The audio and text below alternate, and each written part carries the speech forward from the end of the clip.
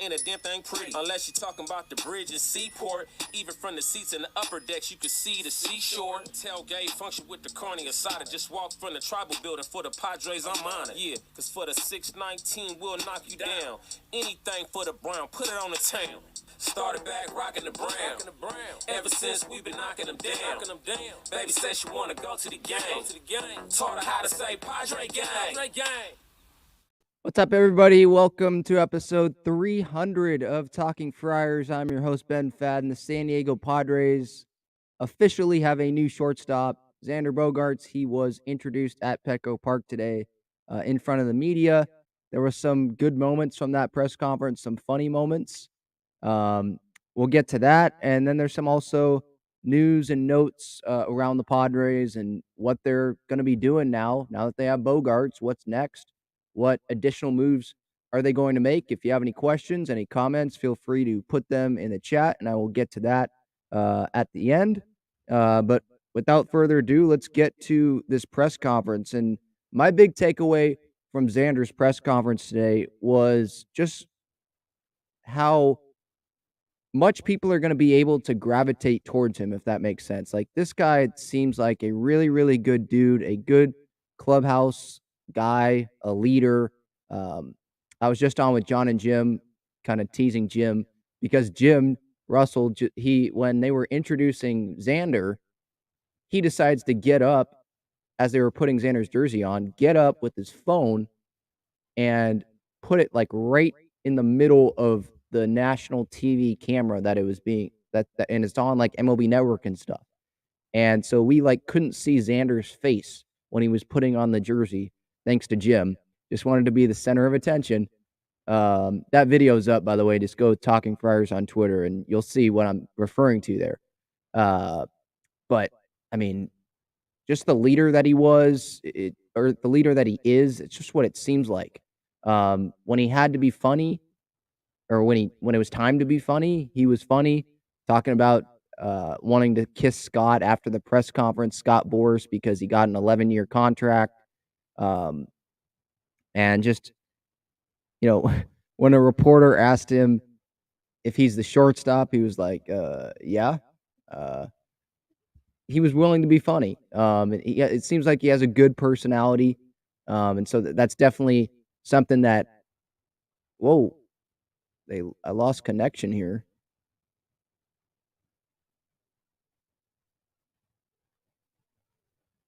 Am I back?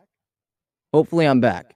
But yeah, just my takeaways from this was the leader that he is. He has a good personality. People gravitate towards him. And so those are definitely, I like what I'm seeing from Xander, if that makes sense. Let's get to some highlights, I thought, of this press conference. Him and Don Orsillo are reunited. Don, he called some of Xander's games with the Red Sox before he was let go by the Red Sox and then came to the Padres. Again, another bad move by the Red Sox, just allowing one of their fan favorites to get out of town. But they're back together, and that's kind of what Xander started his comments with. So here's Xander on that. Don tweeted out my video to that, by the way. Saw Don as soon as I came in, and I haven't seen him in a while, so that was definitely happy to see him in a while. Always a fan of him, just doing the games on TV and stuff like that. And all. So that's another takeaway. Watching games on TV. How Xander talked about that there. Like, this guy is a baseball nut. He pays attention to baseball 24/7. Kind of like me, but like AJ Preller, how he's a baseball nut. The guy doesn't sleep. Like, that's what it feels like Xander Bogaerts is. And I think the Padres have learned their lesson on who to be acquiring, if that makes sense. Like, the superstar long-term contract guys to be acquiring, what characteristics should they have? I mean, Eric Hosmer, he doesn't seem like a baseball nut, someone who watches baseball 24/7, like Xander was talking about in this press conference. Manny seems like a baseball nut. I know he golfs and stuff, but he seems like a baseball nut. Like, he wants to win. He works his butt off. Juan Soto works his butt off, right? Seems like he's always having fun when he's playing. Fernando, I know he's he's not afraid to ride motorcycles and stuff in the past, but when he's on the field, he loves baseball, and it looks like he's always having fun, right? Most of the time. Of course, there's slumps and stuff, but most of the time it seems like he's having a blast. And so these guys that are a core of their team, like they love baseball, and it's almost like they'd rather be doing nothing else when they're on that baseball field. And so it seems like they've learned from that Hosmer signing, and so that's definitely a good thing. Xander, he also talked about he didn't think how he was going to be a fit with the Padres, but AJ Preller made that work, right? Obviously, there were shortstops already on the roster. You had Kim, you had Tatis, and so Xander going into free agency didn't think that he fit the Padres, and a lot of other people didn't think that he fit the Padres, including Scott Boras a little bit too. And I'll get to Scott, his kind of funny comment here in a little bit as well. But here's Xander about his fit with the Padres. Being here, one day, but after they got Tatis, so I was a little unsure. I was like, that doesn't fit, So, but here I am. It's crazy how the world works, and then everything happens for a reason. So I'm excited to be here. Myself. Yeah, and everything happens for a reason. I mean, what's the reason that this happened? There's a couple. I mean, the Red Sox just lowballed Xander multiple times. Their offer to him was like 6 years for 162, I think. That's what it was reported. That's like $120 million less than what the Padres gave him. So there's that reason. And it seems like this is a great guy to help build your team around, right? Him and Manny and hopefully Soto and Tatis. Like, this is a really, really strong core. And I couldn't be happier to have Xander in a Padre uniform. I mean, coming away from this press conference, like, I am a huge Xander Bogaerts fan already. I already liked the guy when he was with the Red Sox, and a line drive hitter, hits to all fields. He doesn't seem like just this only pull hitter, right? Kind of like some guys are nowadays, and maybe that'll change, with the shift going away and stuff.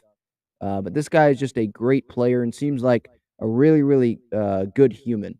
Um, Here is Xander. So I was talking about how it's baseball 24/7. He used the term baseball struck.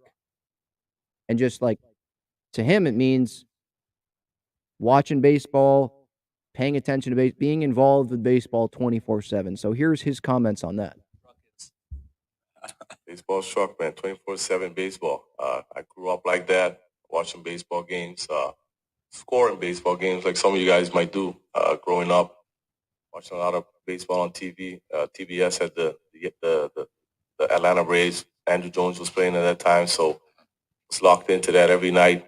WGN had the Cubs, so I mean I know pretty much every guy on that team. And Sunday Night Baseball was mostly Red Sox, Yankees back then. Now it's different. Now you have Dodgers, Padres, or Cubs and Cardinals, so it varies. But I mean, I'm just huge into baseball 24/7. After I play baseball games, I go back home and continue watching baseball. I mean, not necessarily of myself, but just watching my other peers, guys that I've played with or against that, I mean, I'm a fan of. So just 24/7 on it. I love that. I love that he's 24/7 on it. Now, I know that there's some times where it's like we want players to have a break if they're in a slump, like go use that off day to have a break. And I'm sure Xander does that. But to have a guy that is that committed like that, and I know guys are being paid millions of dollars, so we expect them to be committed like that. But I assure you that there are players in baseball that are not like Xander like that, that are just there. I mean, because they were given that God gift of being great at baseball, right? And they don't like love baseball, but you're making millions doing it, so it's like, all right, well, I'll just keep doing this. But with Xander, it's the best of both worlds. Like, he's getting money for him and his family, but he also loves baseball as well. And this guy, if there's someone to take, Tatis off a shortstop, put him in the outfield. If there's someone to take Kim off of short and put him at second. If there's someone to take Croney off of second, put him at first. it's this guy, to put him at shortstop. Just the leader that this guy seems like he is. I mean, Red Sox fans absolutely loved this guy. They are like in hell right now because he's not a Red Sox, and the Red Sox ownership and front office lowballed him and disrespected him. Like this guy, he is going to be a fan favorite fast, and I can already see that from the fan base. They love this guy. I love the moment before the press conference. The Padres posted his locker, and it's right next to Manny's, pretty much, as well in the clubhouse. And there was like containers, multiple containers of animal crackers. So he's a big animal crackers guy, which is pretty cool. I mean, just seeing that personality, we're already seeing that from him, and I think that's a cool thing that we saw today. There was also this kind of, it's not a weird question because I understood it from because it's a big talking point, right? Who's the shortstop? There's so many shortstops on the team. What does this Xander signing mean for Tatis and blah, blah, blah, blah, blah. But we knew going into this press conference, we knew that Xander is the shortstop. So I didn't really think this question needed to be asked. And Xander was kind of confused when this reporter asked him about what position he's playing. Like, again, we knew it was going to be shortstop, and Xander was like, yeah, no, duh, shortstop. So here's Xander. For Xander, what position do you play? I play infield. I play shortstop. So there seems to be 3 or 4 shortstops on this team. Is shortstop your position, and is that what AJ has said that you'll be playing? Yeah. Yeah. He was confused. He's like, yeah. AJ's told me I'm playing shortstop. You don't bring this guy in when you know Tatis has played the outfield before. You know Kronenworth has played first base before. Kim can move over to second. I think he's played there before. He's had to at least once or twice during this regular season. You don't bring this guy in and say, no, you're not going to be the shortstop, right? He fits as the shortstop because you have other guys around him that can play other positions. So that was kind of a weird question to ask him, but that was kind of a funny moment there during that press conference. Here's the thing where Scott Boras, he's obviously Xander's agent, and he got an 11-year deal from the Padres for Xander, and Xander loves Boras for that. Let's just say that. Obviously, your agent, Scott, he knows the market as well as anyone, but if someone had told you, though, at the beginning of the offseason that you're going to be able to get an 11-year deal, even with the way the market's going, would you have been surprised? I would have kissed him.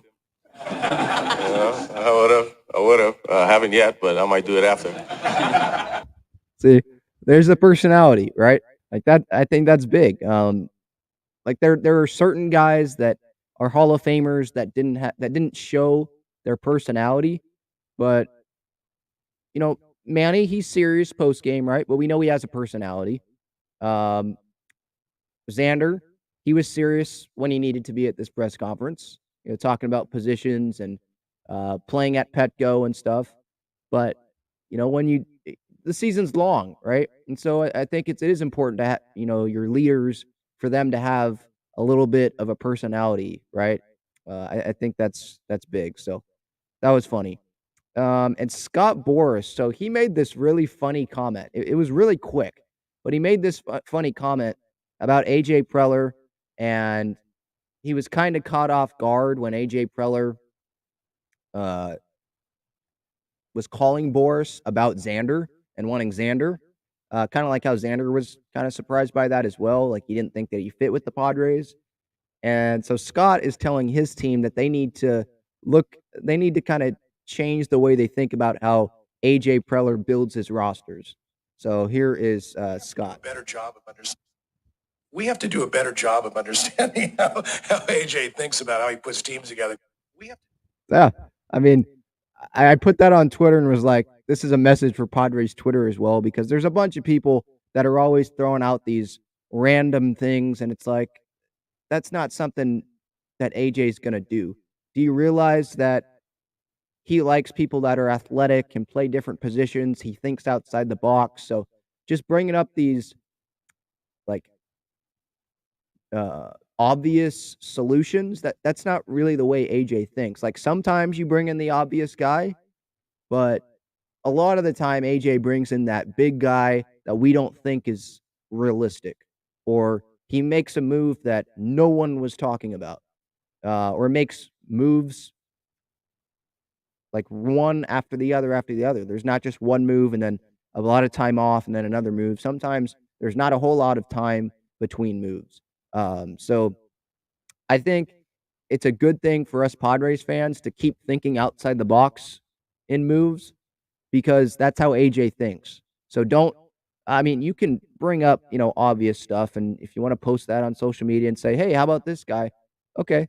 If you want to put it in the chat, how about this guy? Okay. Like Senga seems like an obvious guy. That's something that Preller's interested in. That's an obvious thing.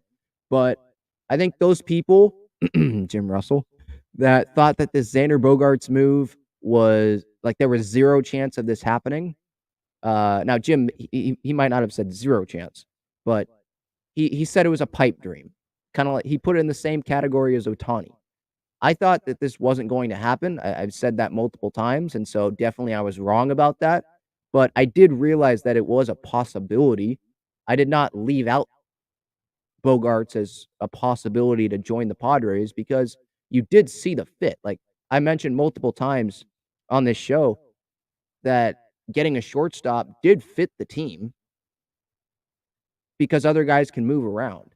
And AJ Preller, if you're looking at it again from his view, his out of the box view, they didn't get Abreu. Okay, now what's the best thing here? You didn't get Rizzo. What's the best option? It's not a first baseman. It's not overpaying for Josh Bell, right? It's not overpaying for a left fielder. It's by getting a shortstop because they're the best position players remaining, the best bats, because you needed a big bat, multiple big bats. You needed that big bat long term. And they were the best remaining bats on the market. So you get a shortstop, you can move other guys around. You can move someone like Tatis to the outfield. Sure, you signed him to be a shortstop, but guess what? Plans change. You don't pass up the opportunity of getting Xander Bogaerts, right? So thinking outside the box, Xander was arguably the best hitter remaining on the market after they missed out on Trey Turner and then Aaron Judge, right? So getting their third guy in the span of those 3 days at the winter meetings, that's getting Xander as your third option, I guess, if that's how you want to put it. That's not a bad third option, right? What else here?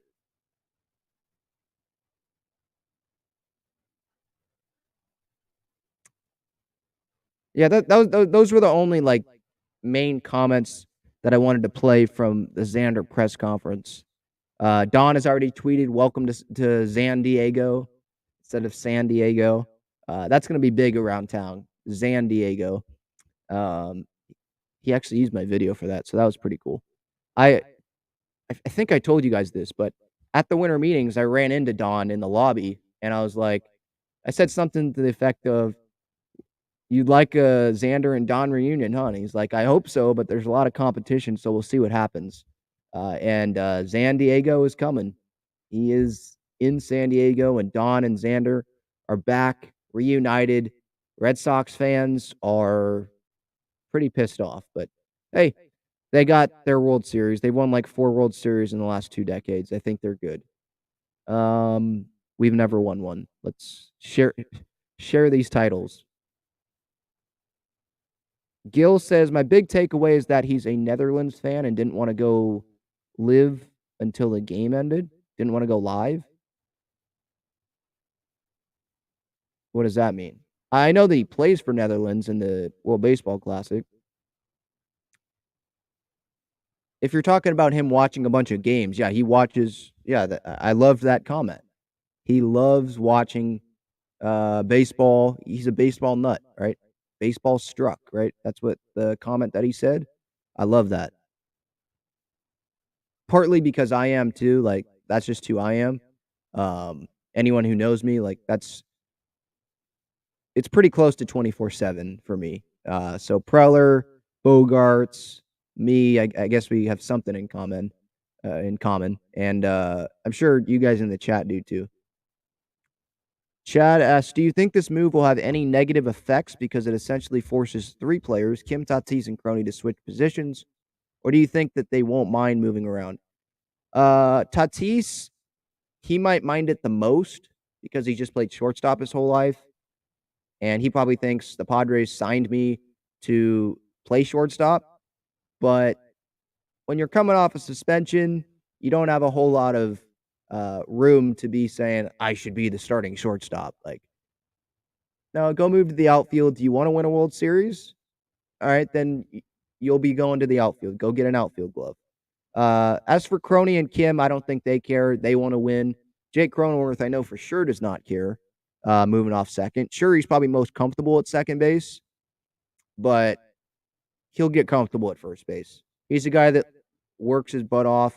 He's usually out there first or one of the first people at batting practice, at least during the season when I could go to Padres BP.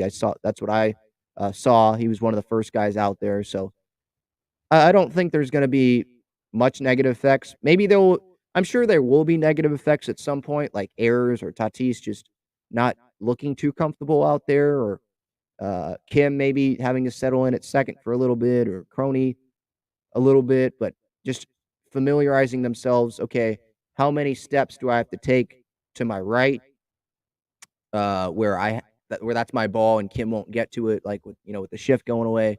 So there might be some at the beginning, but I don't anticipate there being negative effects for a long period of time. Quan says, Grish already gave up number 2. What number is Grish going to wear now? I have no idea. The Padres, I believe they're saying that Grish is going to decide on a number here pretty shortly. But, I mean, Trent Grisham, if you're wearing number 2, he's probably like, I just had a terrible season. We're bringing in a 4-time All-Star. I'm giving up my number.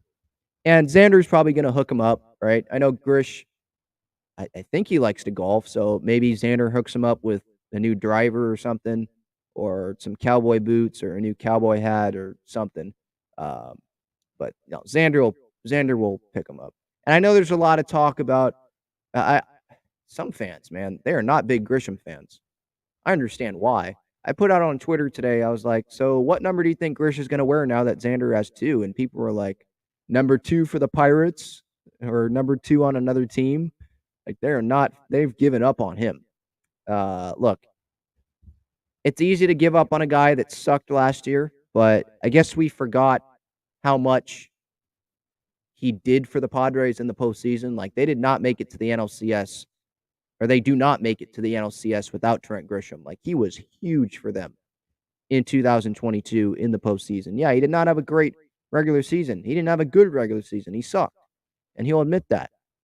But he was huge in the postseason, and when you can turn around a fastball from DeGrom like that and take Scherzer yard, right, like, and go yard in game 3 of the NLDS against the Dodgers, right? That was a huge home run. You can show up in those big moments. I think you can show up in the regular season. And so I'm not going to give up on him. We know that he's great in center field defensively for the most part. So you add a bunch of power to the order. Grisham, Tatis, another power bat coming, you would think, because they're not going to have David Dahl as the DH like MLB Network's putting up as the placeholder on that graphic that they put up there that I saw today. We're going to get a bat. So you add more power to the order. You're upgrading the offense. I don't think Grisham, if he has another down year, that might be his last year as the center fielder, but it's not going to – I don't think it's going to tank the Padres. Like, it's not going to hurt as badly as last year probably because there's going to be more talent in the lineup, right? Also, with Grish, he can only go up from here, right? He's not going to go down. The guy hit under 200, right, this past season. He was striking out like the most in baseball, it felt like. He's not going to do that again, right? Like, this guy, I would think he's motivated because he wants to stay on this team and go win a World Series. So I think that he's motivated to prove doubters wrong, like Padre fans on Twitter, and just prove to his teammates, right, that he's still, the starting center fielder. He can go really help this team. Yeah, Gabe says I like Bogarts already. I'm loving Bogarts already. Yeah, I don't want to say he's already one of my favorite players because he hasn't like took the field yet, but I'm loving Xander. He's going to be definitely one of my favorite players. Anyone who knows me, it's Kronenworth, it's Musgrove. Obviously, love Manny and have a lot of respect for him, but everyone loves Manny. But Bogarts is definitely up there too. I was a big Myers guy just because of everything that he went through with us, right? All the highs and the lows. And I like Nick Martinez too, like the guy just willing to take on any role that Bob Melvin puts him in, right? Just the competitiveness that he had in any moment last year. Like it could have been regular season, postseason, didn't matter. So, yeah, Bogarts, I'm loving him already. Definitely.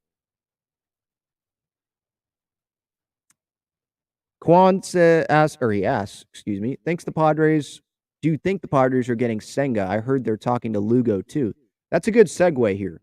So John Heyman, he put out, I think it was yesterday, or was it today? It might have been earlier today. He put out that the Dodgers, the Nationals, and the Padres are pursuing Seth Lugo. And I gave my thoughts on this when I was at the winter meetings, when I was going live from the hotel. And my thoughts on this is I'm not too big on Seth Lugo. As a reliever, sure.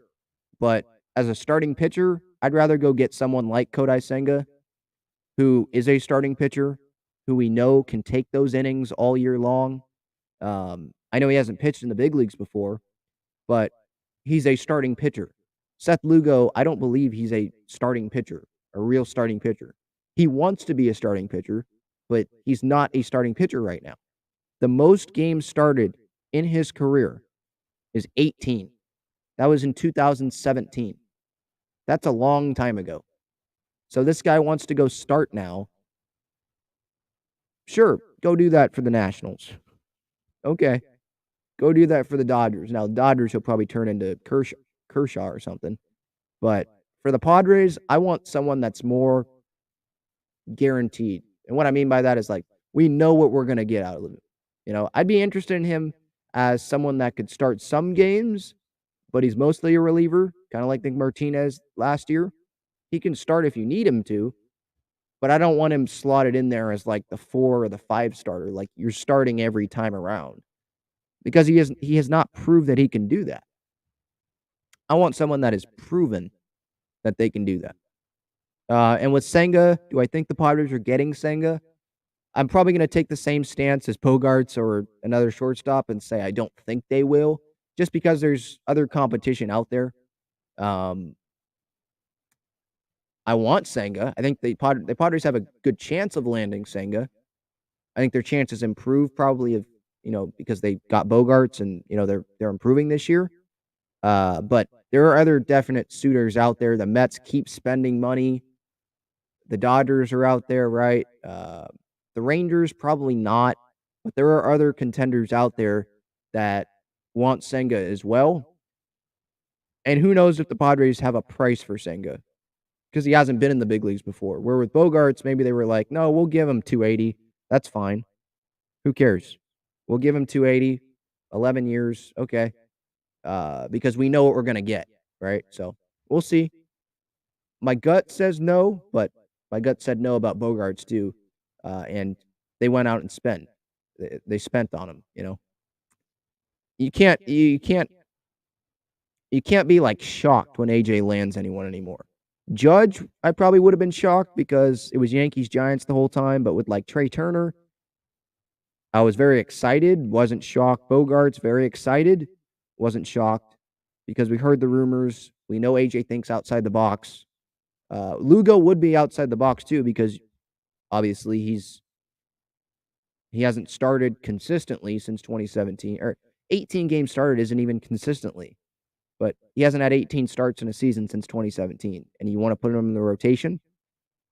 That's outside the box. So I guess I shouldn't be surprised if that happens as well. I personally wouldn't do that and bring him in as a full-time starter and give him a spot in the rotation, but I'm talking about Lugo, but maybe that's just me. That's why I'm not in the GM's chair. Chad says, imagine if they were able to make a trade for Alejandro Kirk and then move Campy and others for some more pitching. Something tells me they aren't confident in Campy being a full-time backup. I actually kind of disagree. I think Preller told the media the other day that they are confident in Campy. Now, he probably is just saying that because he's talking to the media. What is he going to do? Say, "No, I'm not confident in Campy. We're looking to trade him. We don't want this guy catching." No. You're going to express confidence in the guy. I think we'll see development from Campy. He's working. I think he's playing in winter ball, or he was at least. He made progress last year. I think with Musgrove, I think that definitely helped. I'd like to see Musgrove pitch to Campy, at least in spring training, see how that can work. Have Campy catch for another guy as well, see how that can work. Like Darvish, he's pitching to Nola. If Snell's more confident in Nola, okay, he's pitching to him, right? But like Musgrove, he's already shown that he's open to that. Nola's not going to be catching every day. It's not the postseason. They're going to need Campy to catch. As for the Alejandro Kirk thing, I think that, maybe that could happen, but I don't know if the Blue Jays are going to acquire a catcher if they trade a catcher. They're probably looking for other things. I think they're in the market for a center fielder, so maybe they get Grisham. Now the Padres would have to have a plan. How are they going to replace Grisham? But maybe they do that. Because I think they're in the market for a center fielder. I don't think they want Springer out there every day in center field. I could be wrong, but I think I saw that as the Blue Jays were interested in Nimmo, I think. So I think they're in the market for a center fielder. So maybe it's Kirk, trade for him, and you trade them Grisham, or I don't know what other outfielder you trade. Maybe they're interested in a Zokar, but they probably want some power in center field, some power potential. They probably want, obviously, Grisham over a Zokar. So I don't know. We'll see. But yeah, move Campy for others or for some more pitching. I think Campy, if they get Kirk, put him in. You can move Campy. Are the Marlins interested in someone like that? If because I know they have some young pitching. D-backs have young pitching, but they're not going to trade him to the Padres. I'm just trying to think of some other teams that have some young pitching that they'd be willing to deal. Because there are a lot of teams that have young pitching, and they're like, no, I'm not going to deal this young pitcher or these young pitchers because they're young. They're controllable, right? Those are great pieces to have so you can go spend on power hitters that are free agents, right? So I don't think it's likely that Campy gets dealt, but we'll see. We'll see what happens. There are a lot of things that I don't think are likely, and then AJ does them. Yeah. Quan says, Jim going to eat a shoe because he didn't think this was going to happen. He said that. He's not going to eat a shoe, but he'll probably have to eat something nasty. He's already balding, too, in the back. Maybe that's rude to say, but go look up Talking Friars on Twitter, and you'll see the video. Just right in the middle, his phone just right in front of the camera. And it's like we can't, just totally blocked by Jim trying to see Xander put on the Padres uniform. He got pulled back by one of the Padres employees, like, dude, what are you doing? So I went on John and Jim and ripped him a little bit.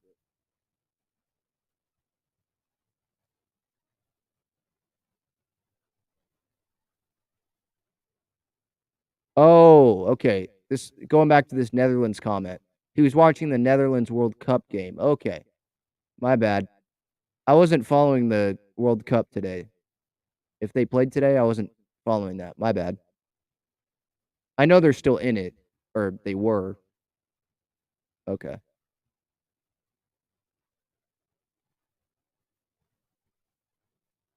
Oh, Gabe wants Grish to be number 2 on the Chihuahuas. He wants to be in El Paso. All right. Okay, that's a little too much. Who are they going to get to go play center? Tatis, but okay, who are they going to go play the other corner? Okay, you bring in Conforto or something, or you bring back Profar. You still have to go get another bat on top of that. I would just stick with Grisham. It can only get better. He has the power potential. You think he's going to work his butt off this offseason. If it doesn't work this year, all right, I think they have they're getting a lot of power on offense, and they're going to get more power with the DH bat. So I don't think it's the end of the world if you have Grisham hitting 9th in the lineup and playing great defense. So you're going to put a Zokar as a starting center fielder or a starting outfielder right now? Because that's what it is. I know things can change. You're going to have David Dahl out there? No thanks. I'll just stick with Grish then. Someone asked if Crony is going to first, who is his backup? Well, we don't know who his backup is right now. Maybe they go with Myers.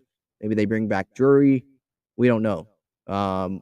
Asked, why are we waiting to get Drury or Myers? I would love to have Myers back and play all over and DH. I think because the Padres' priority right now is starting pitching and getting another bat to be the DH, because they don't envision Will starting at DH, and they need starting pitching. They know starting pitching is going to go off the board probably before Will goes off the board, because contenders probably think Will is not a starting player, so why would they go get Will if he's just a bench piece? Go get the starters first. Those should be your biggest priorities. And if they don't get Will, they probably don't view it as the end of the world.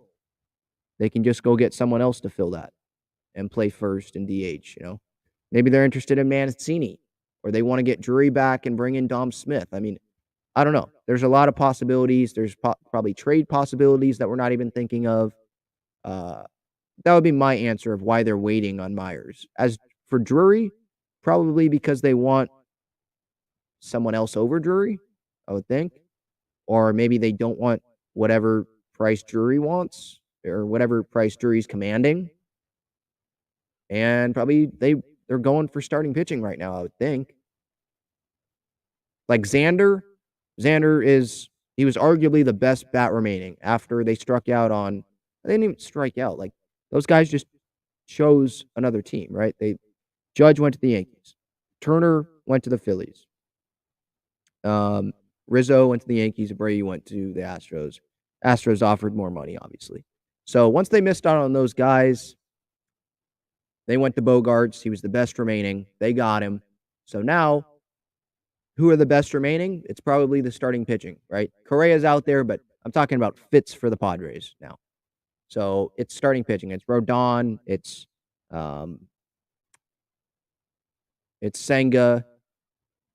Who else? It's Bassett, right? Those type guys. That's probably who their focus is on right now. All right, I'll get back to the chat. But first, this episode is sponsored by Gaglione Bros famous cheesesteaks and garlic fries. Their main location is on Friars Road, and you can visit gaglionebros.com for their menu and contact information. You can also enjoy their cheesesteaks and fries at Petco Park and inside Snapdragon Stadium. All right. Gil says, first impression of Bogarts is highly positive, eager to see how he does in Petco. I agree. I think he's going to do well. I don't think his power numbers will be as great because it's Petco. Those numbers usually go down. But he'll be hitting the gaps. He's a complete hitter. He's not just this pull happy guy. A lot of his home runs are pull home runs, but that's a lot of guys. But he can have extra base hits in the right center gap, definitely. Justin with the super chat. It's a great way to support the channel. I encourage you to do so. If you want to guarantee that I get to your comment or question, you can use that super chat button. Justin asks, would you rather have Seth Luck or Manaya? Who's that? I don't know who Seth Luck is. Justin, let me know who you're talking about there, that first pitcher, or Manaya, and then I'll answer it, because if that pitcher is someone worse than Manaya, then I'll pick Manaya. But I assume that it's someone that's better than Manaya, so I'm going to go with that person over Manaya. Manaya, I just don't see him as this great fit for the Padres. I think the Padres need to go get a starting pitcher that they can say, hey, I'm confident in this guy on the mound in the postseason. With Sean Manaya, we're not confident in him on the mound in the postseason. I mean, come on. It left a bad taste in our mouth, right? Game 4, NLCS, goes out for an inning, gives up a run, comes out for a second inning. Part of that's on Bob Melvin, I think. But still, second inning comes out, and he gets shelled. So whoever that other guy, Justin, is, I think I'll go with him. Let me see if you put someone in the chat. Oh, Lugo. Oh, yeah. That's actually, yeah, that's a good question. As a starting pitcher, probably Manaya. But as just a pitcher in general, Lugo, I'd probably trust Lugo in the postseason on the mound for an inning or two more than Manaya. But I'd rather just have someone else other than Manaya or Lugo. Because I think I want someone that I can trust as a starting pitcher. I can't do that with Lugo right now. Now, the Padres might be confident in him. They might know more. I guarantee they know more than we do about Lugo. I don't trust Manaya in the postseason right now. So I'd rather have someone else, someone who is better. All right, back to the chat. Captain SPZ asks, you might have already talked about this, but do you believe the Dennis Lin report of Manny, Tatis, and Soto and Bogey won't be together in 2 years? Yeah, I did see Dennis Lin tweet about that. Didn't he say it was unlikely or something like that? Let me look up Dennis Lin's Twitter.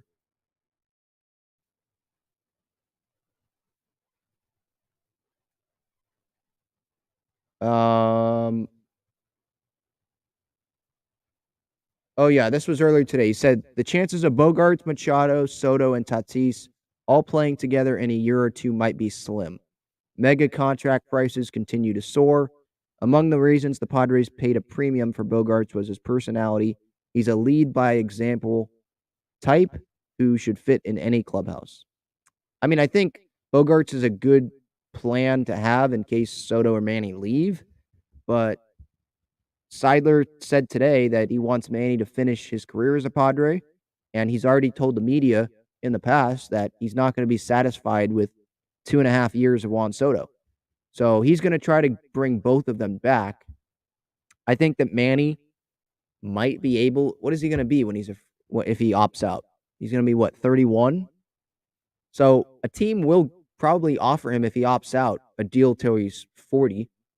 I mean, John Heyman reported today that the Padres were thinking about offering Aaron Judge a 14-year deal to put him put him through age 44 to lower the AAV. Major League Baseball wouldn't have allowed that, I guess, because they would have realized that, hey, they're trying to do this on purpose.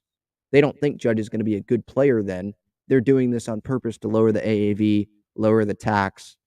So according to Heyman, I guess his sources say that Major League Baseball wouldn't have allowed it. I didn't know that they could just do that. Like, if the player is agreeing to the contract, then why can't the team do it? But it should be up to the team and the player, right? But that was something that Heyman said today. So the Padres were willing to give $400 to Judge there, right? And so I think if that's through age 44, I mean, there's going to be a team out there. If Manny has another MVP season, there's going to be another team out there that's going to be willing to give a huge contract to Manny and say, okay, if he's 42 at the end of the contract, we don't care. We're paying for the first 5, 6, 7 years of this.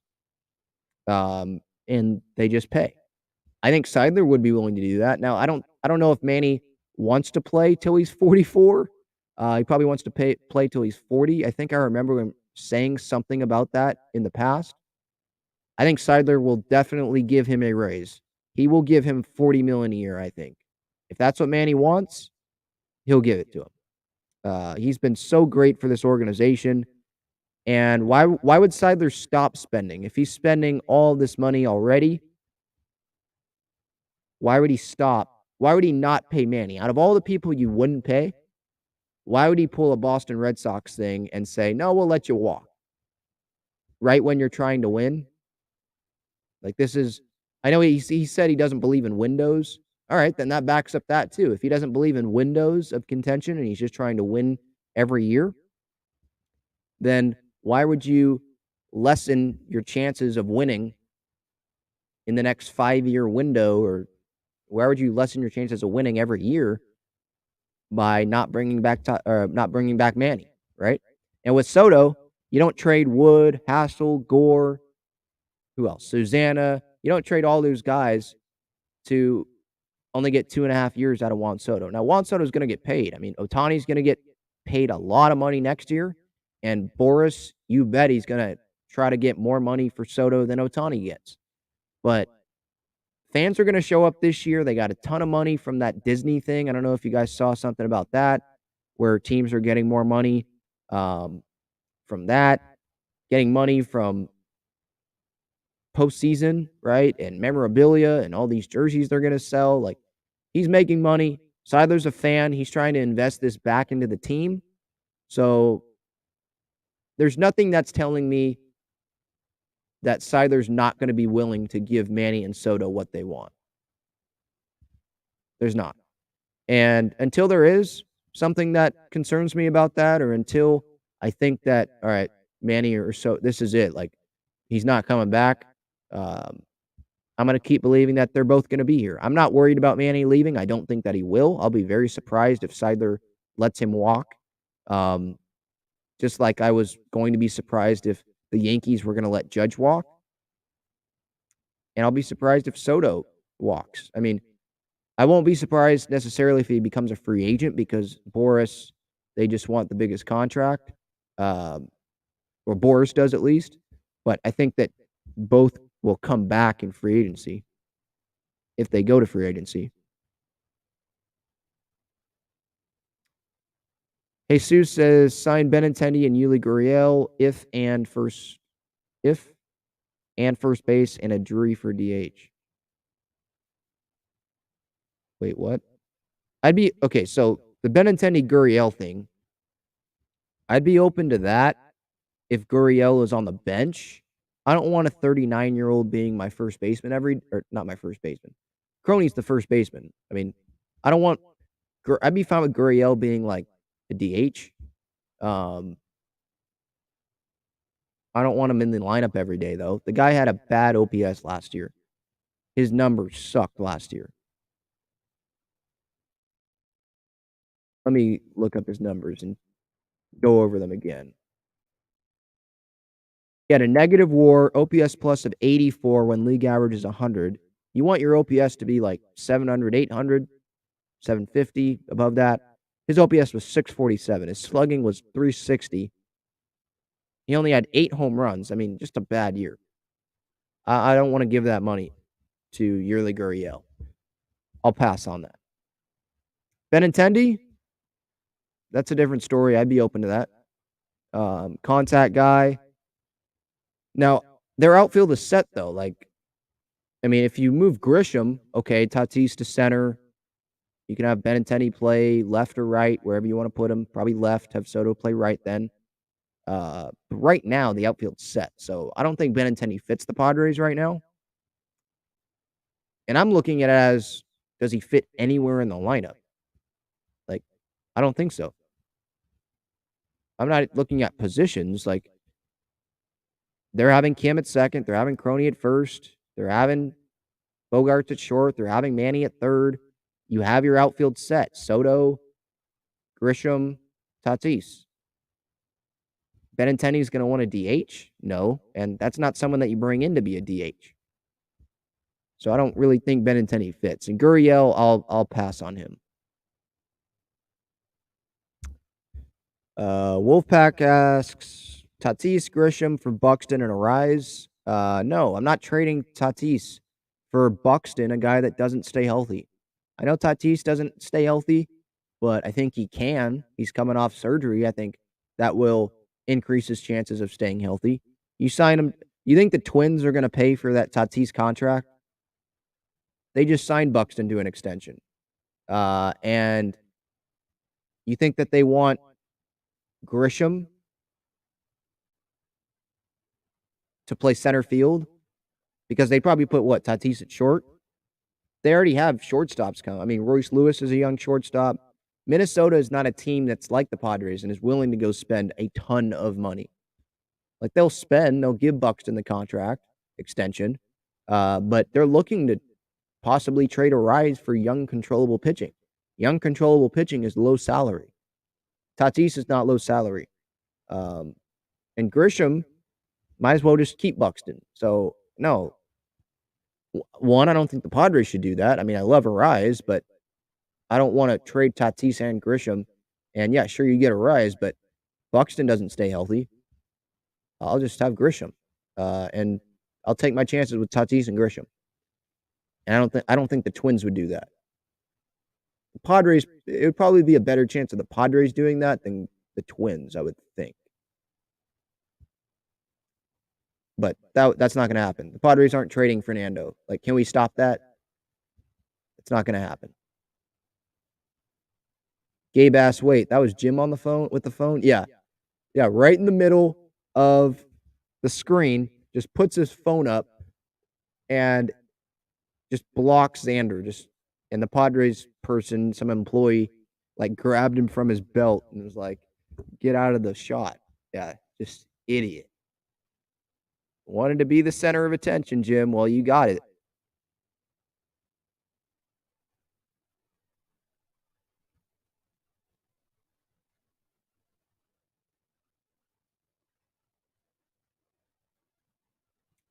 Mike likes JD Martinez. I do too. I don't know how much he's going to cost, but I'd be interested in him as the DH.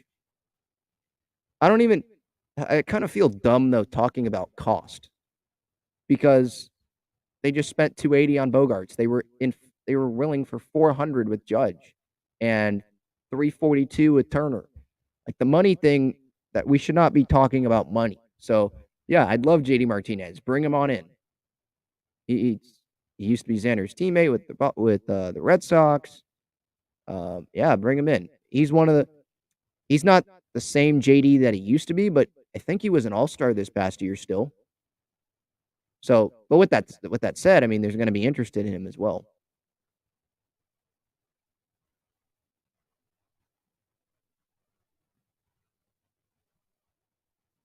I agree with this one, Steven. Brantley seems perfect. Yeah, I think so. Lefty hitter, because Bogarts is a righty. So now how many righties do they have? You got Nola, Manny, Kim, Tatis, right? That's 4, right? Bogarts is 5. And then if you could get, so you have Croney as a lefty, you have Grisham as a lefty, and who's the other? Soto. So that's 3 lefties. Add another lefty as the DH. That creates as balanced of a lineup as you can have it, right? So that works. And kind of like JD, like that guy's a pure hitter. He's not, going to strike out a bunch of times. He is coming off the shoulder injury, but I expect him to be ready for the season. And he's always on playoff teams, it seems like. So he definitely has that experience. I think he could have a solid year.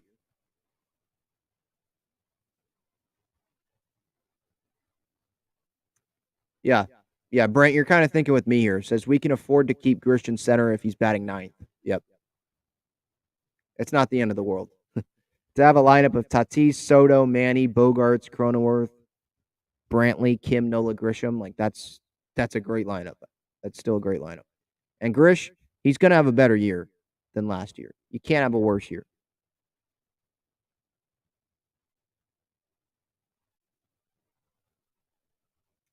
I'm also hearing the Padres' interest in Gallo too. I know Jesus brings that up. He's a pretty good defensive outfielder, I think. But again, the outfield's full, so he'd be like your DH. And if you want to give Tatis a day off, which they're going to do, you're not going to have him play every day, right? So he could go fill in there. I know he strikes out and all that, but I think he's going to benefit a lot from the shift going away, right? Because they would shift him all day long, and he'd hit balls right at guys. It seemed like him and Muncy, right, on the Dodgers, those were the two that really got hurt by that shift from the Dodgers. So I think Gallo, I think he could fit. He's not someone that I would be like. Here, I'll put it this way. I don't want Gallo over like JD Martinez or Michael Brantley, but I'll take him. if it's a 1-year deal, not huge on the money, because I think the Padres want to go spend the money on starting pitching. I'll take him. Again, I just caught myself talking about money again. We shouldn't be talking about saving money. Like, we know Seidler's probably not even thinking about that right now. Wolfpack likes Mitch Keller from the Pirates. I like Mitch Keller too, but I think a lot of other teams like Mitch Keller, and I think the Pirates like Mitch Keller. They probably want him to be in their rotation long term. If the Padres offer something big, then yeah, they'll say yes. But I don't think he'll come to the Padres.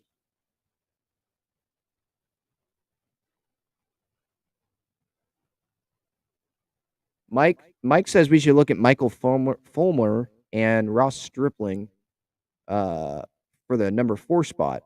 Stripling, I'd be interested in. He's like a Nick Martinez. You'd have 2 Nick Martinez's on your team, because he was with the Blue Jays last year, and he was a reliever. He was starting some.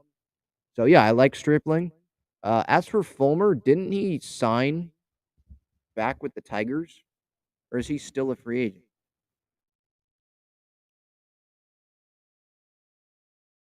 Let me double check that.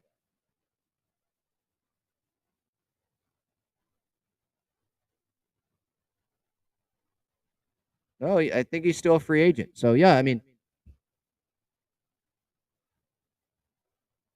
Fulmer would be interesting. He's not the same. Oh, there we go. He's not the same guy that he used to be. So I don't know if the Padres are too high on him anymore. But no, it wasn't him that they were interested in. It was Matt Boyd, who also pitched on the Tigers. I was thinking of someone else, but I was about to say, weren't they interested in Fulmer, like trading for him a few years ago? That was more Matt Boyd, who got like 10 mil from the Tigers after not having like this full season last year. So that was weird. But yeah, I'd like to have Stripling. I definitely would be interested in Stripling. On like how many years would that be? Like 2 years? I'd be interested in that.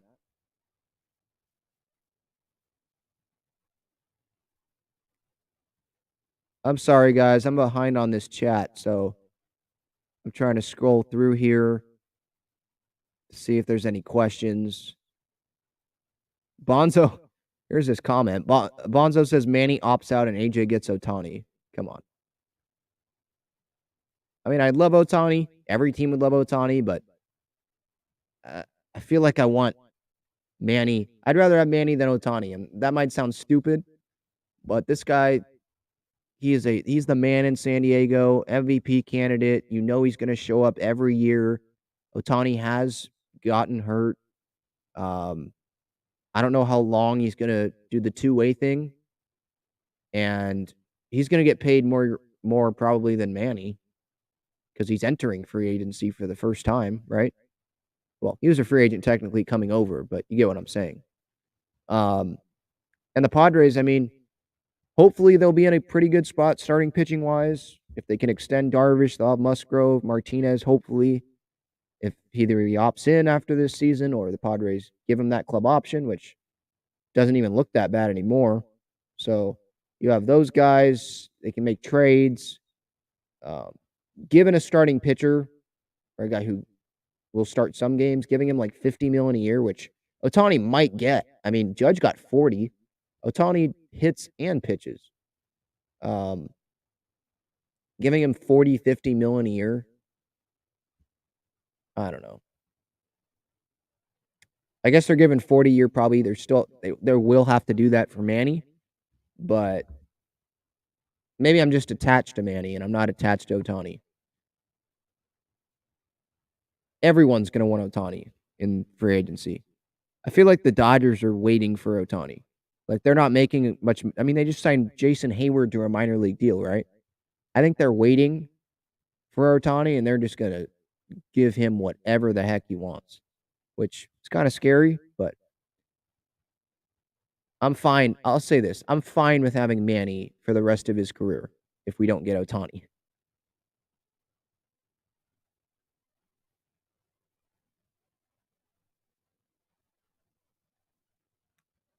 Chad says 1 run. Manaya gave up 5 earned runs in Game 4. I'm talking about he gave up 1 run in the first inning that he pitched, and then he got shelled in that second inning that he went out there. I think Hoskins homer off of him. I think Hoskins homered. I think Bryce doubled right after that in the gap. That's what I'm talking about. Not 1 in total. 1 in that first inning that he came in. What was it, the 4th inning? After Kleb couldn't get any outs, Martinez pitched 3 innings, got 9 outs, didn't give up any runs. He was phenomenal. And then Manaya came in there. And I think they had a 6-4 lead, right? And then gave it right up. After having a 4-0 lead to start the game, and Klev, we know what happened there. It was 4-3 when he left. I agree with Cameron here. I don't think Manny's leaving San Diego. I think he loves the city, loves the team too much. I think Peter Seidler loves Manny too much to let him go. Like, we're attached to Manny. We're not attached. We're not attached to Ohtani.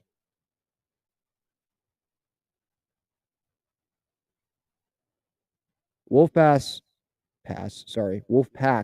asks, can Manny move to first later on? I guess he could, but why would he? He's the best third baseman in baseball. I don't see him moving to first base anytime soon. Maybe they put Manny at first and Xander at third at some point, but that's way down the line. I mean, Manny's at third, Xander's at short for a long time, I think, assuming Manny's going to be here for the rest of his contract. I think Manny stays at third the rest of his contract. So that's another, 5 years? Signed in 19. Be 5 years after this year.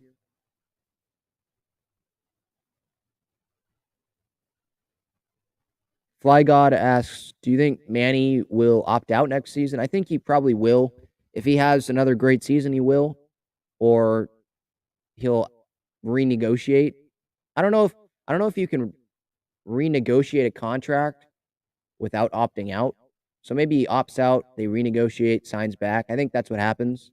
Or or if you can renegotiate a contract, then you do, and he just doesn't opt out at all. Maybe we see that, like in September or something. Because you can sign people to extensions and probably renegotiate whenever. I think. I mean, they kind of like how they did with Musgrove with the extension. Because they're on the team, right? They're not free agents. You have the exclusive negotiating rights to that player.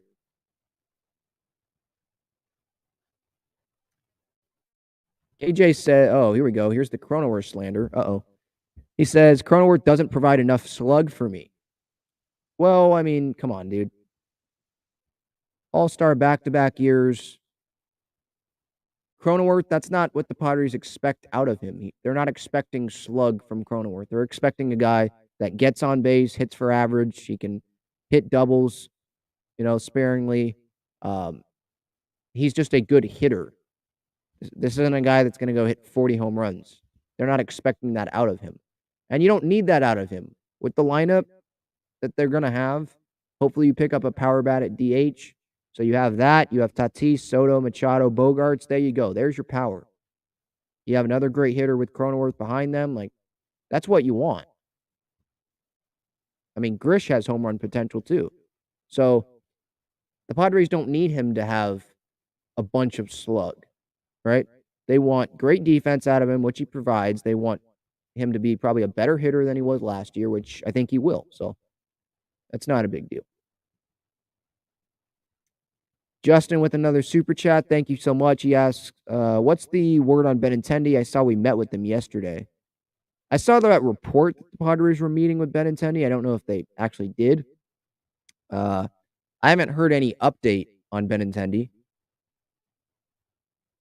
I don't know if he fits the Padres as much as other teams right now, because they have an outfield. If they're trading Grisham, okay, then we can have the conversation. But right now, he wants to start somewhere, and I don't think he's a DH. And I don't think that you're putting like Tatis DH full time. So I don't see him coming to the Padres. Question here from Mike. Does Profar re-sign as a bench player? I don't think he wants to be a bench player. Him being a Boras client, I don't think Boras wants Profar to be a bench player. Now, Boras works for Profar, not the other way around. I think sometimes Boras thinks that the players work for him, with the press conferences that he has and all that. And just him always talking to the media and always wanting to be out there. But so if Profar wants to be back as a bench player and wants to, if he thinks this is the best place or best chance that gives him, he has the best chance to win here, then maybe. But I think he thinks that he should be starting somewhere, and so I don't think that he comes back. Yeah, good point by Chad here about this whole Tatis trade crap. And I call it crap because it's not going to happen. Tatis has a no-trade clause.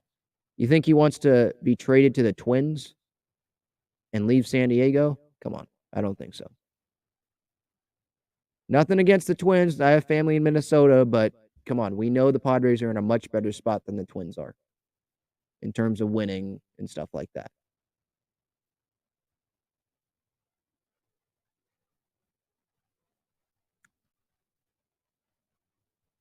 Oh, Adam says the team store is already selling Xander jerseys. All right. Well, that's a Christmas present for fans. Definitely. So that's why they're probably getting him up as soon as possible. He looks good in the Padres uni. He has the matching hair. He was talking about that during the presser as well. He wasn't planning on doing that. That's just the color of his hair, but it works.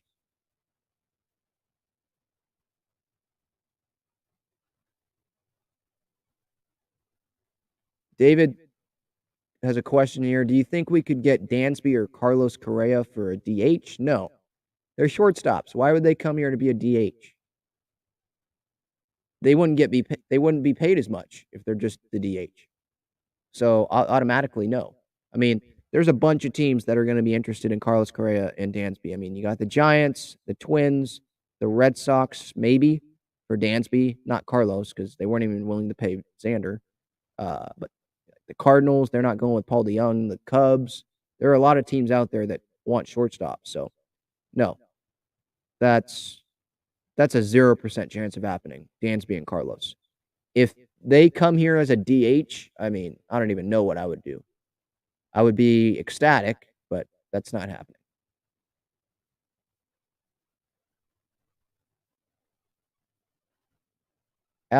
Alex with the question here. Do you think anyone will sign Manaya? Yeah. He's a quality starter. Just he's not someone that I go trusting with my playoff hopes.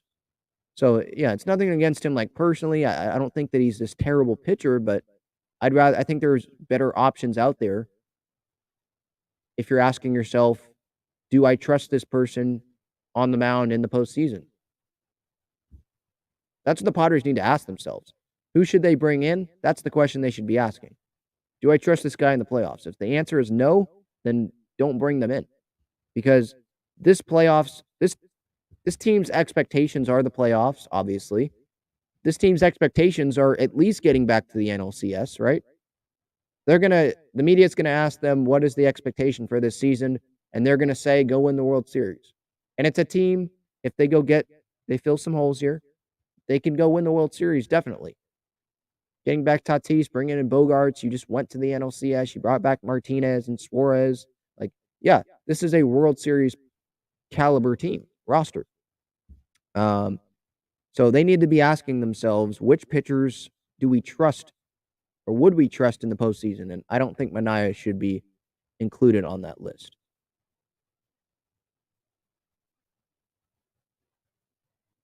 Mike says, Angels are crazy to not trade Ohtani now and load up on prospects if they don't plan on paying him.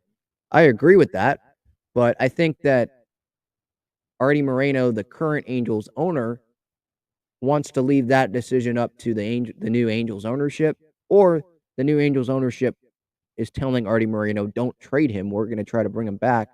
Or we want to trade him ourselves and dictate which team he goes to, which prospects we get back.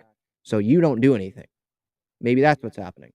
I think also Perry Murnasian, the GM, is probably taking orders from the Angels owner, Moreno.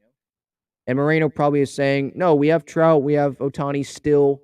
Like, let's go try to win this year.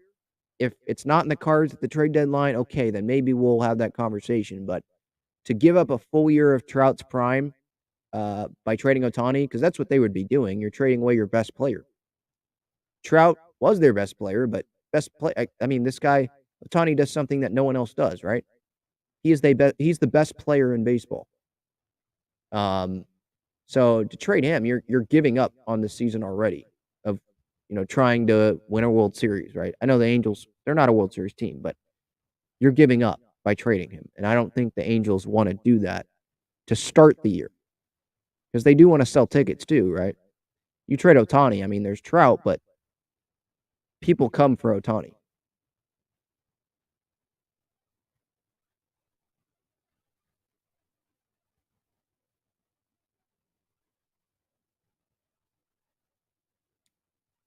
Wolfpack says Tatis would make a solid DH, no diving for balls and dislocating his shoulder.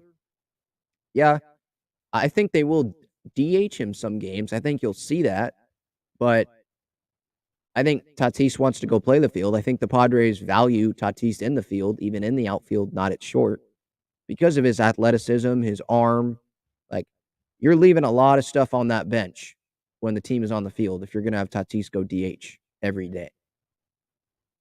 And he can still dislocate his shoulder swinging the bat. He's done that already. I think multiple times, right? I know at least once against the Giants. So, I mean, he could hurt himself running the bases, right? We know he goes all out. So you put him in the field and you just hope nothing happens. You hope nothing happens at the plate or on the bases. I mean, you don't just put him at DH for the full year. You're wasting Tatis's talent if you're putting him only at DH. I want him at DH some games. I don't think he should be playing every day, but in the field, I mean. But no, you don't put him at DH every day.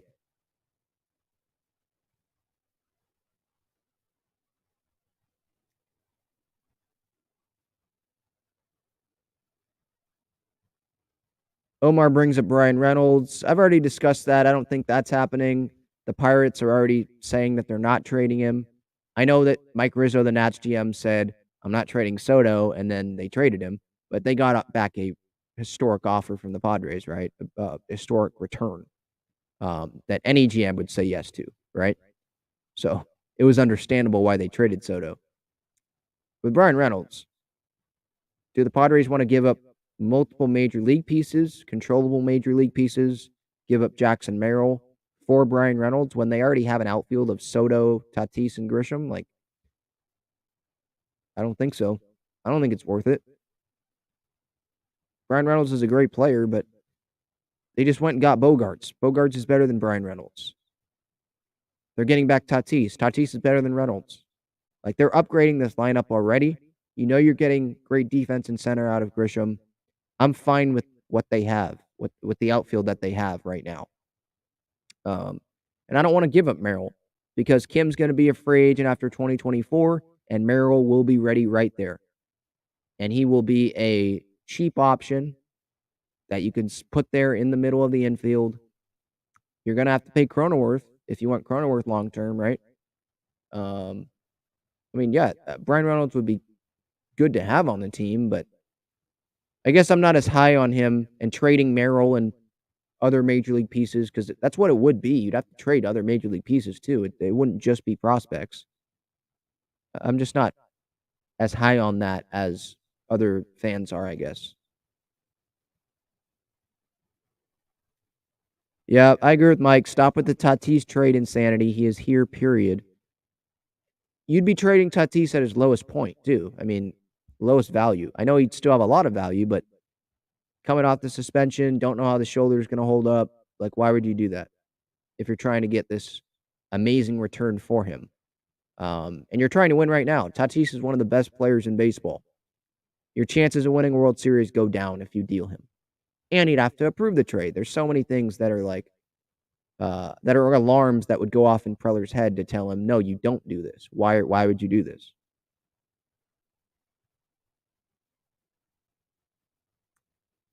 Gabe asks, how do you think the Padres 1 through 4 order will work out? Good question.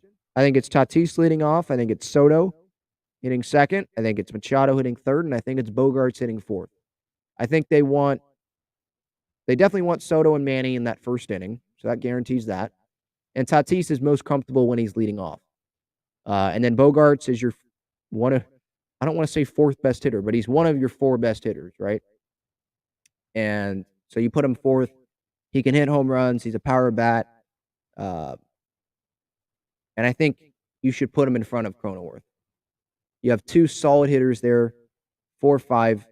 Maybe the DH goes in front of Kronenworth. Who knows? So we'll see. Or maybe the DH goes fourth if they bring in someone huge. I mean, that's another intriguing conversation to have too. How would you rank the top 4 hitters on the Padres? Is Soto 1? Coming off last year? I don't know. Maybe it's Machado 1. Machado 1? Soto 2? Tatis 3? Bogarts 4? Maybe? Is that how you rank it? I probably have to look into the numbers deeper, but that's definitely an intriguing topic, right? Maybe I'll do a show on that in the future.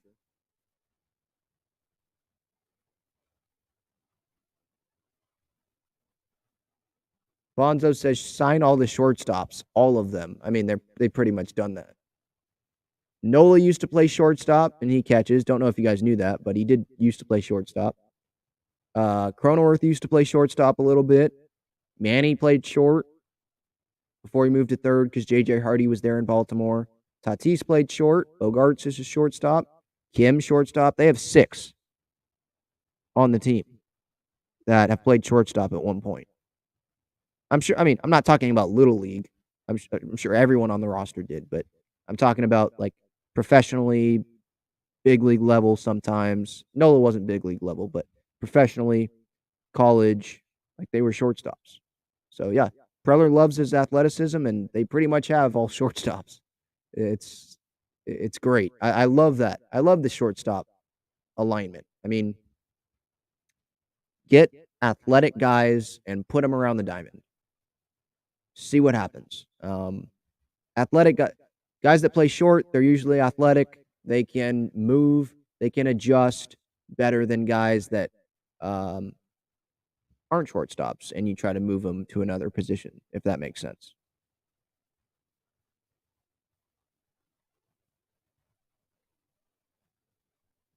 I don't know.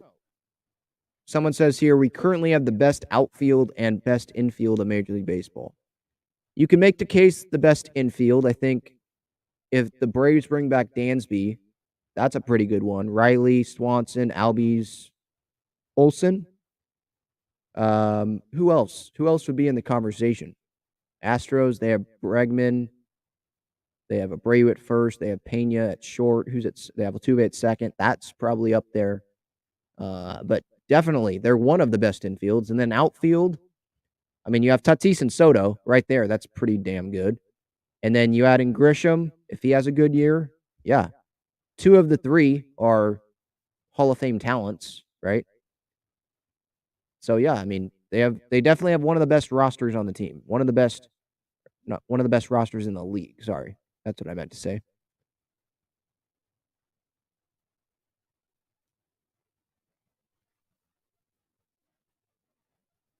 Thank you. Yeah, Gus or G Sus says, congrats on episode 300, by the way. Yep.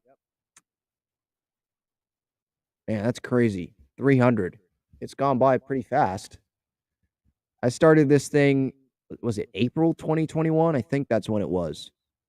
And I remember I was sitting here, or not sitting here, I was actually outside doing it. And I was just doing it on, it wasn't a YouTube show first. It was just a podcast. And so I was just talking into like my iPad, just my Padres thoughts. And I had them all like written down, and I was just like reading from the paper. So I've definitely gotten a lot better with it.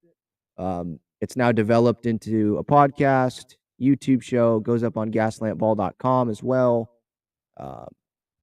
I now have thousands of followers on Instagram, 5,800 followers on Twitter, thousands of subscribers here on YouTube. And it's all props to you guys. I mean, this isn't like just me. I mean, this is you guys. Without you guys, I don't have this, right? So I'm just a Padres fan, a diehard Padres fan. I'm like Xander, right? Baseball struck 24/7. That's me. And I just love communicating with you guys and talking baseball. There are some times where it's like, all right, guys, come on. Let's be a little smarter. That's a dumb scenario you just proposed, but it's all in fun. Um, and I absolutely love doing this, right? I mean, I was just at the winter meetings for 12, 13 hours a day, standing in there at the hotel and going live from the winter meetings. Like, this is my life. You know, I love this. So thank you guys. Omar asks, who is our hitting coach? Ryan Flaherty and Morgan Burkhart are going to share those duties right now. I think they still have to make one or two other coaching staff additions, but those two guys are going to be like the main hitting coaches for this year because Michael Bedard is now with the Detroit Tigers. I think he just wanted to be close to home. I think that's where his home is. He used to coach at Michigan, so I assume he just wanted to be closer to home because our situation's much better than Detroit's. I mean, let's be honest.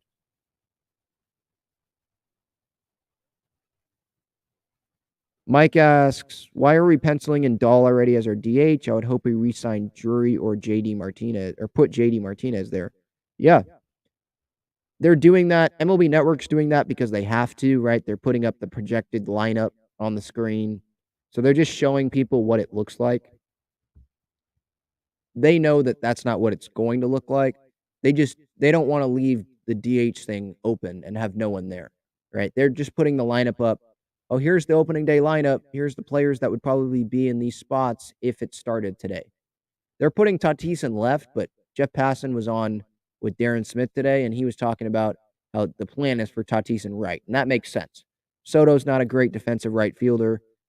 Don't be fooled by the Gold Glove nominee thing. Tatis has more range in right. It's a bigger right field at Petco. That makes sense. You don't move Grisham from center. So I think left to right, it'll be Soto in left, Grisham to center, Grisham in center, and Tatis in right. But no, Dahl's not going to be the DH. It'll be someone else. I'd be open to Drury. I'd rather have JD as the DH and have Drury as like a utility guy, but Drury probably will get starting offers from other teams.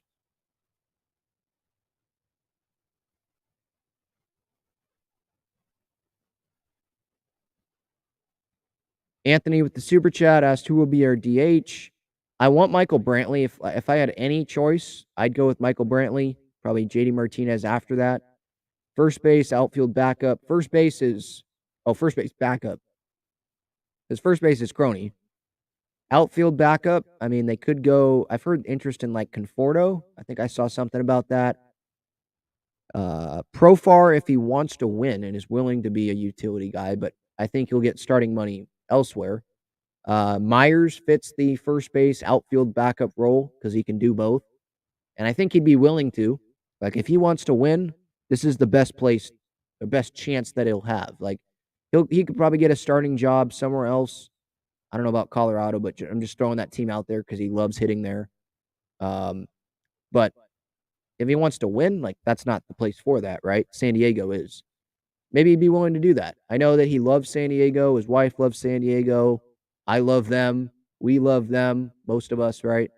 Some people think that Will's time is up, but if he's willing to take like a team-friendly deal 1 year and be a backup first baseman, backup outfielder, play a little bit, day games, I'd bring him back. We already know what you're going to get from him. Hopefully he stays healthy. I'd bring him back. And fifth starter, Anthony asks. Martinez hopefully is the fifth starter. And they bring in someone in free agency, whether that's Senga, Rodon. Ken Rosenthal said that might be a stretch, but that was before they gave $280 to Bogarts. So Seidler's willing to spend money. So hopefully like Rodon or Senga or Bassett, one of those three. They can be like the 4-starter, and you have Darvish, Snell, Musgrove. I mean, if you bring in Rodon's probably like the 2-starter or 3-starter ahead of Snell. Probably ahead of Musgrove too. But those are the guys I hope that they bring in to answer that question, Anthony. Good question. Thank you.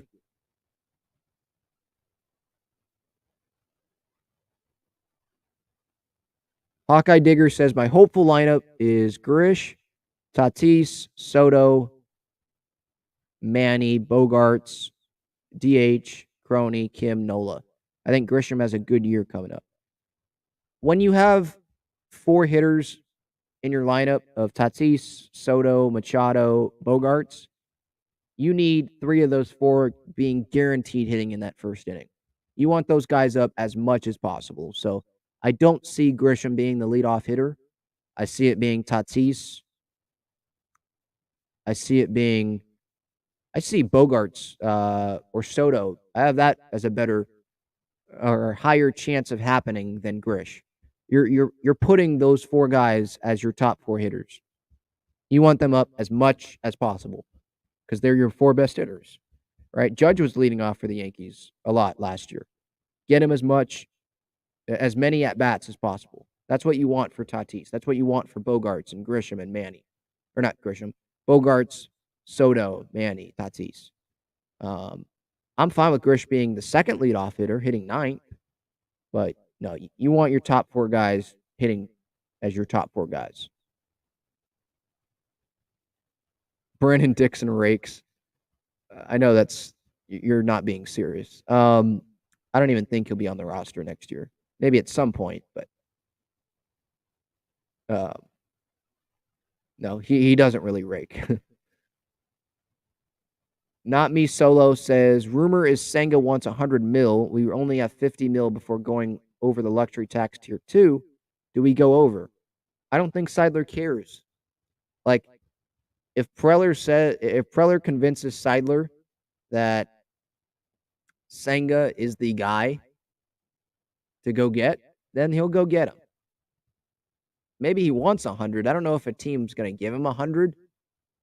Like, there are predictions of 5 for 75. Does it get up to 100? Maybe. It's only $5 million more a year. Maybe that happens. Even if it is 5 for 100, I think the Padres would be willing to do that. If they love Kodai Senga, then they'd be willing to do that. For the lineup, Michael says Kim 1, Soto 2, Manny 3, Xander 4, Cronenworth 5. Where's Tatis? Opening day, maybe that's what you do with Kim leading off. But maybe the Padres want Soto, Manny, Xander being in the first inning. Get them up as much as possible. But no, I like that, Michael. Having opening day without Tatis, Kim lead off, have Soto as a lefty hit second, then Manny, Xander, Crony. Yeah, sign me up. Anything else? Let's see. Is there anything else I wanted to get to here?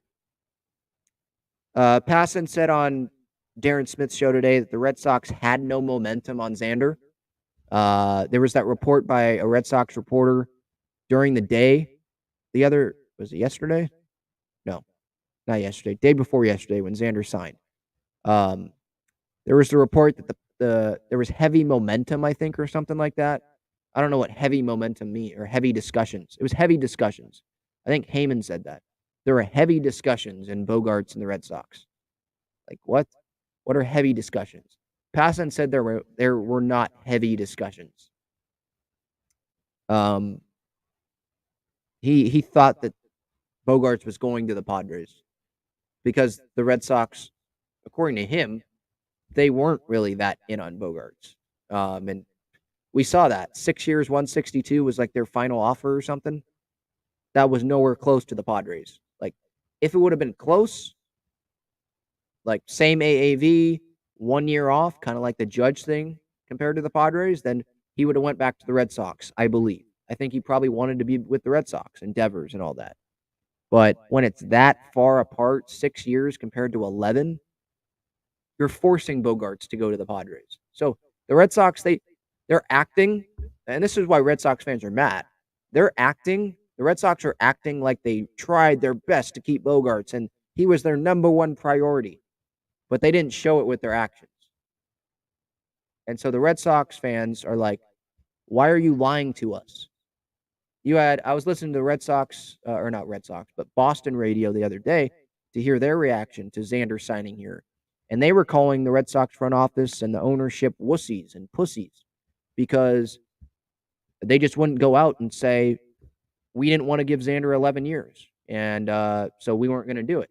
No, instead, they have writers put out pieces of Chaim Bloom being devastated at the airport and just staring blankly at his phone when he heard of the news at the San Diego airport in the Delta Sky Lounge, and sulking on the airplane when he got on the airplane. Like they're trying to make it seem like they tried their best and they didn't. So they're lying to the Red Sox fan base. That's what they're mad about. Now, we're not Red Sox fans, so whatever. Again, the Red Sox had their 4 World Series titles. The Padres have never won one. We're going all in here. Let's go do this. Let's go win, right? I couldn't be happier to have Xander on this team. I'm loving Xander already. But no, that's the other thing I guess I wanted to add here. Passon says the Red Sox had no heavy discussion. There was no big momentum on bringing back Xander Bogaerts, according to reports. That was just, I assume, Boras or whoever leaked that. It was just to get the Padres to increase their offer, probably. Maybe there was another team that was in there. Maybe there was someone from Boras's camp that wanted Bogarts to be a Padre and leaked that to whoever that Red Sox reporter was that said that, to get the Padres to go in there and pay more.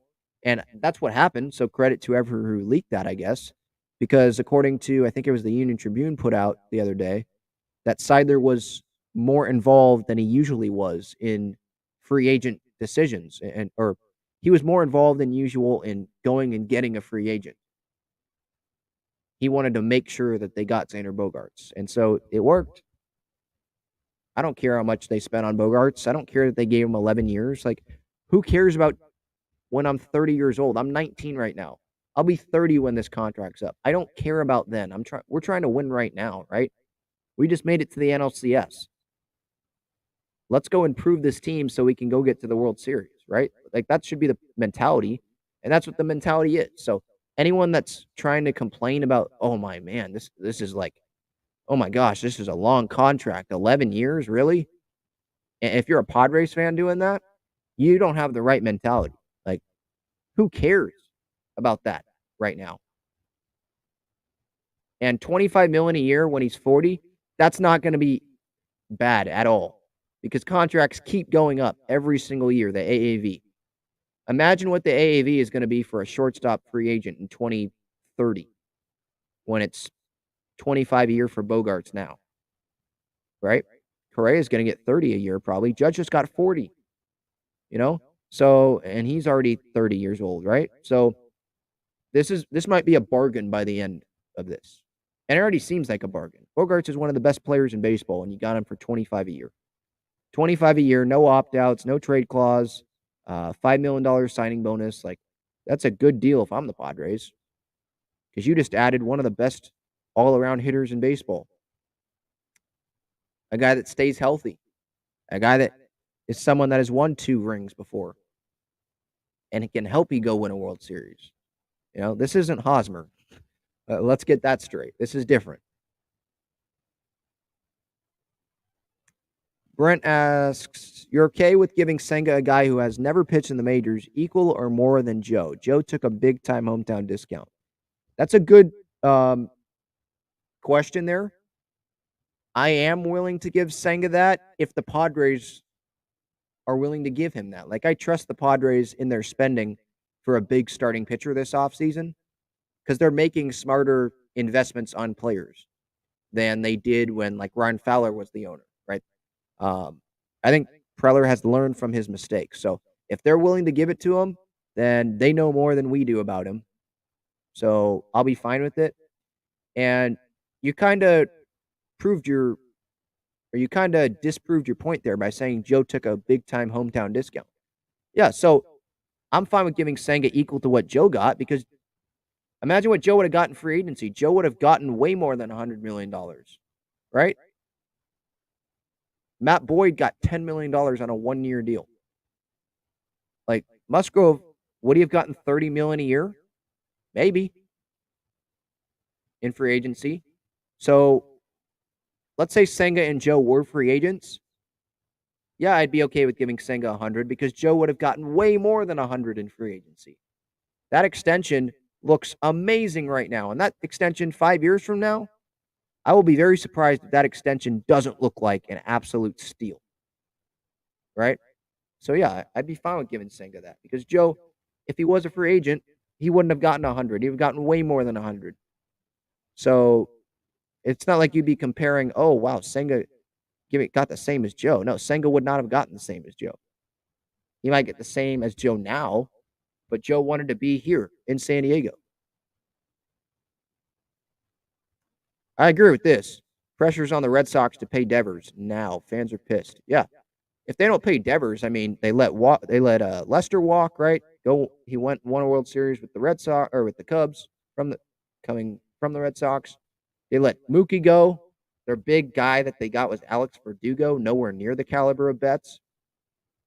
Betts goes and wins a World Series. Yeah, it's a Mickey Mouse World Series, but still won one. And hopefully Bogarts wins a World Series, multiple World Series with the Padres here. So at some point, the Red Sox have to go pay someone to be that face of the franchise for a decade, like 2 decades, right? Because Bogarts was there for 10 years, in the organization, and now he's gone. And Devers is a free agent after this coming season. So who's going to be that guy if Devers leaves? Tristan Casas is still there, right? What, you're going to wait for Marcelo Mayer to come up? Devers, you need to pay Devers if you're the Red Sox, especially after letting Xander walk. So I agree with that. Anthony with another super chat. I appreciate that, Anthony. He says, I would like to see Soto in left, Tatis in center, Myers in right, Grisham as a backup. Really? You want to see Myers start over Grisham? I mean, I'd rather have Grisham in the field over Myers in the outfield. I think Grisham's a better outfielder. And I'd rather have Grisham in center over Tatis in center. But if you're having Myers in the outfield, you sign Myers, you put him in the outfield, and you have Grisham as a backup. That would make sense. That alignment would make sense to have Myers in right, Tatis in center with the range, Soto in left. But the Padres, I don't think they view Myers as a starting outfielder. We saw how comfortable he was at first base. If they bring him back, sure, he could play outfield some, but if he's going to play the field, it would probably be at first base for a little bit. And if you want to, no, I was going to say if you want to take Grisham out, then you put the DH in left if you bring Brantley in or something. I mean, that could work too. Or if Profar comes back on a short or a lesser deal than he would get as a starter on a team-friendly deal, then you could put him there. No, I mean, I don't really see that, Anthony. Grisham's going to be the center fielder as of now. I think the Padres would rather have Grisham in the outfield over Myers, at least defensively, especially defensively. And they're expecting a bounce-back year from Grisham, I think.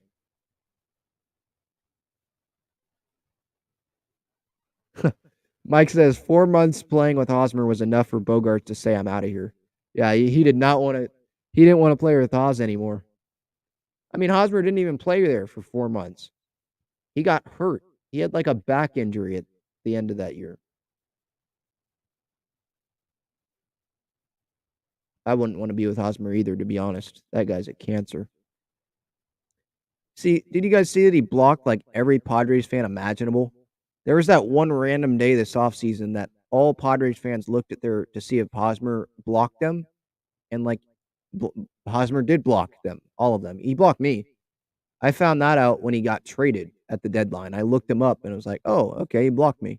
I think he blocked me on Instagram too, because I try to look up his account and can't find it. And I I'm pretty sure he still has an Instagram. Don't know what I did to him. I kind of do know. It was probably all the highlights or the lowlights that I posted of him stepping into the base path to, on a throw from Kronenworth or something that was right at him, or dropping pop-ups, letting it hit the mound. Maybe it was that. Maybe I deserved the block, but I take that as a badge of honor.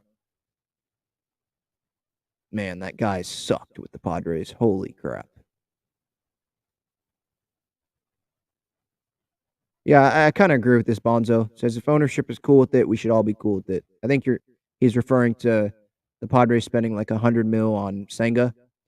I don't know. I don't think it probably will get up to 100, but I mean, I can never say that definitively with the way that teams are spending money on starting pitching right now.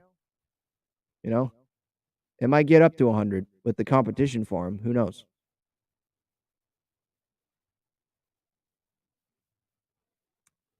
All right, I think that's going to do it. Over an hour and a half here, reacting to the Xander Bogaerts press conference, answering a bunch of questions about the roster, what it could look like, Tatis trade. No, not happening. Too many things that would be that are contributing there that would, have alarms go off in Preller's head to say don't do this. But someone brought it up, so I talked about it. Padres contemplated 14 years for $400 for Judge, so they're willing to spend money. Do you give $100 to Senga? Are you willing to do that?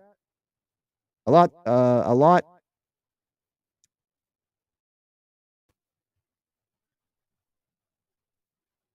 There, I'm back. A lot was discussed here. Thank you so much for tuning in. Episode 300 is done. Go Padres. See you later.